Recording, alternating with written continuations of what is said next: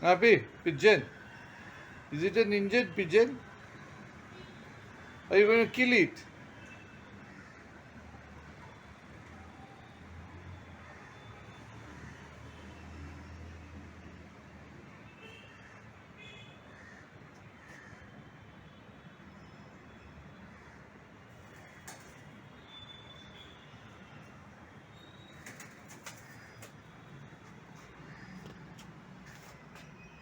Well, this is cruel, isn't it? What are you doing here? Get lost!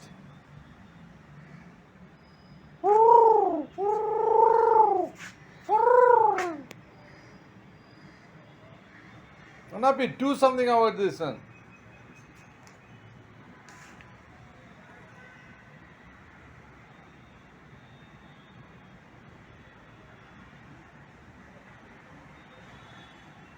Gcinaphi.